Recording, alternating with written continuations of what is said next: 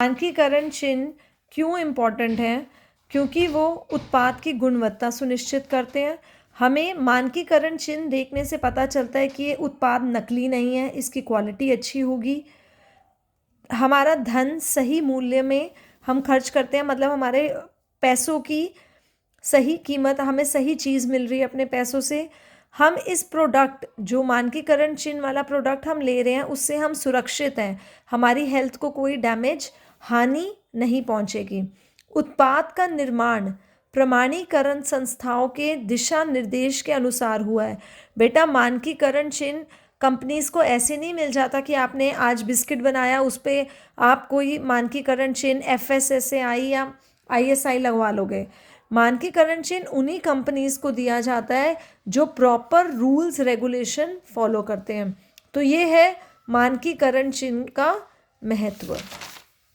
कौन कौन से मानकीकरण चिन्ह हम इस चैप्टर में पढ़ने वाले हैं?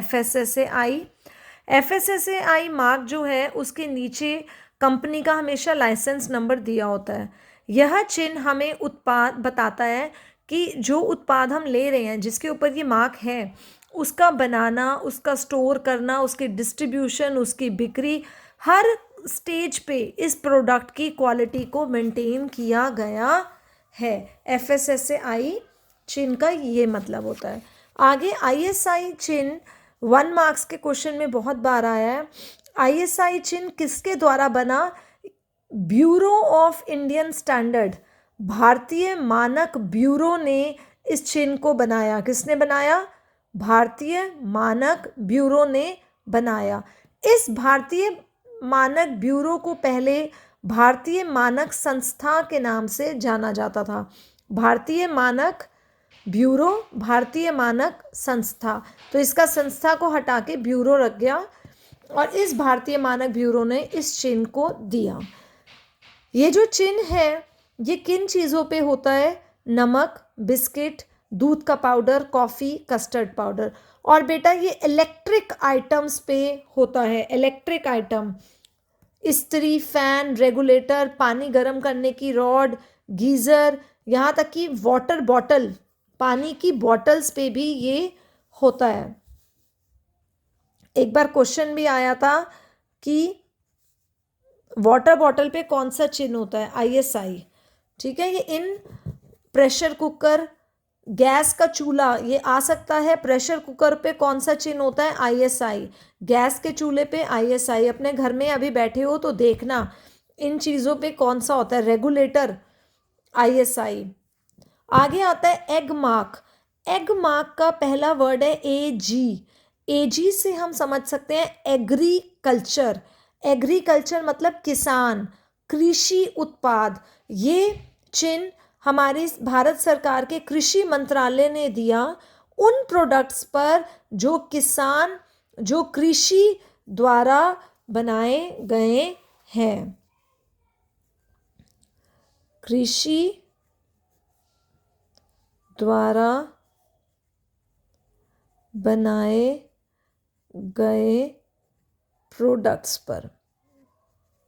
ठीक है, किसान के द्वारा बनाए गए प्रोडक्ट्स पर ये चिन्ह लगता है, जैसे कि आटा, चावल, दाल, बेसन, घी, मक्खन, मसाले, शहद, गुड़, मूंगफली, कॉफ़ी, चाय, नमक आदि। इनको आप, इनके नाम को, इन प्रोडक्ट्स के नाम को 2 बार पढ़ोगे आपको याद हो जाएगा। हर मानकीकरण चिन्ह का लोगो आपको पता होना चाहिए। अगर वो आ जाएगा कि लोगो बना के दो, तो आपको लोगो बनाना आना चाहिए। नेक्स्ट, FPO मार्क मतलब फ्रूट प्रोडक्ट ऑर्डर। ये फल और सब्जियों के बने हुए उत्पादों की गुणवत्ता बताता है हमें। कोई भी फल सब्जी का बना उत्पाद, जैसे कि जैम, जेली, जूस, स्क्वैश, अचार, चटनी, इन प्रोडक्ट्स पे FPO का मार्क होगा। ये बताता है कि ये फल और सब्जियों से बने हुए उत्पाद क्वालिटी में बढ़िया है। वूल मार्क, वूल मार्क का चिन्ह देखिए। आप चाहें तो आप इन चिन्ह को अच्छे से बुक में देख सकते हैं, मेरी ड्राइंग इतनी अच्छी नहीं है। ये देखिए वूल मार्क का चिन्ह। वूल मार्क हमें ऊन, जो ऊन होती है उसकी क्वालिटी बताता है। सिल्क मार्क हमें सिल्क की क्वालिटी सुनिश्चित करता है। ये चिन्ह जहाँ लगा होगा वो हमें बताएगा कि ये जो सिल्क है वो 100% प्राकृतिक रेशों से ही बनी गई है। ये जो चिन्ह है वो SMOI ने बनाया था। SMOI की फुल फॉर्म एक बार आ रखी है, silk mark organisation of India. क्या है? Silk mark organisation of India. Hallmark मतलब गोल्ड, प्लैटिनम और चांदी के प्रोडक्ट्स पे ये लगता है। हॉलमार्क का चिन्ह बताता है कि ये प्रोडक्ट प्लैटिनम, चांदी या सोने का किस भी चीज़ का है, इसकी क्वालिटी बढ़िया ही होगी। 22 कैरेट सोने के ऊपर संख्या होती है 916। 18 कैरेट सोने के ऊपर जो संख्या नंबर दी होती है 750। बेटा ये ना यहाँ पे हॉलमार्क चिन्ह के यहाँ पे एक नंबर दिया होता है, वो नंबर अगर 916 है तो मतलब ये 22 कैरेट सोना है, अगर वो नंबर 750 है तो मतलब वो 18 कैरेट सोना है। इस चैप्टर से रिलेटेड आपको कौन कौन सी पढ़ाई करनी पड़ेगी? आप BSc होम साइंस कर सकते हैं, BBA कर सकते हैं, आप कोई पोस्ट ग्रेजुएशन कर सकते हैं कंज्यूमर एजुकेशन में, या आप कंज्यूमर साइकोलॉजी में डिप्लोमा भी कर सकते हैं। अब इसके अंदर आपको जॉब कहाँ कहाँ मिल सकती है? आप अपना उपभोक्ता संगठन शुरू कर सकते हैं, आप राष्ट्रीय उपभोक्ता हेल्पलाइन में जॉब कर सकते हैं, आप कंज्यूमर एक्टिविस्ट के रूप में कार्य कर सकते हैं, आप कंज्यूमर न्यायालय अन्य वैकल्पिक शिकायत निवारण केंद्र में काम कर सकते हैं, और आप कंज्यूमर सर्वे जैसे काम में भी इन्वॉल्व हो सकते हैं, जिसमें हम उपभोक्ता का व्यवहार, उपभोक्ता कौन से प्रोडक्ट्स चाहता है, कौन से प्रोडक्ट्स को स्वीकार कर रहा है, ऐसे सर्वे करते हैं। और इसके लिए आवश्यक कौशल क्या है? सबसे पहला कौशल है आपका कम्युनिकेशन। कम्युनिकेशन स्किल्स बहुत ज़रूरी है बेटा। इसमें आपको क्रिएटिव वे से कंज्यूमर्स तक अपनी इन्फॉर्मेशन पहुंचानी है। बेशक वो विज्ञापन हो, आप रैली निकाल सकते हो, आप नुक्कड़ नाटक कर सकते हो, तो आपको क्रिएटिव वे से कंज्यूमर्स को जागरूक करना है। इसके अतिरिक्त व्यक्ति में उपभोक्ता शिक्षा के लिए शैक्षिक सामग्री विकसित करने के लिए लेखन कौशल होना चाहिए कि लिखकर आप कुछ उनको पैम्फलेट बांट सको, ताकि लोगों को उपभोक्ता शिक्षा के प्रति उनको नॉलेज दे सको।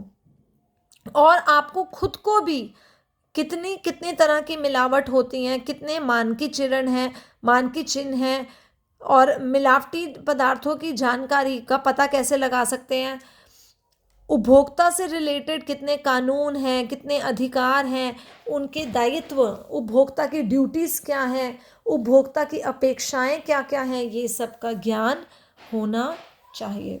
So that's all for this chapter. Chapter is over. इस चैप्टर को अच्छे से याद करें। उपभोक्ता संरक्षण अधिनियम 1986 में बना था। कौन से सन में बना था? 1986। मैं फिर बोल रही हूँ, आपको सारे 1 मार्क्स के क्वेश्चन परफॉर्म करने हैं। ये देखो, कृषि उत्पादों की गुणवत्ता सुनिश्चित करने के लिए कौन सा मानकीकरण चिन्ह है? कृषि एगमार्क। ठीक है। सो आई थिंक, अच्छा ये देखो, हॉलमार्क का मानकीकरण चिन्ह किन किन पे लगता है? सोने पे लगता है, चांदी पे लगता है, पीतल पे नहीं लगता, प्लैटिनम पे लगता है। तो ये आपको कंफ्यूज करेंगे, तो आपने कंफ्यूज नहीं होना, आपको समझदार बच्चों की तरह स्मार्टली आंसर करना है। ठीक है। That's all for today. ये चैप्टर फिनिश हो गया। इस चैप्टर को अच्छे से पढ़िएगा।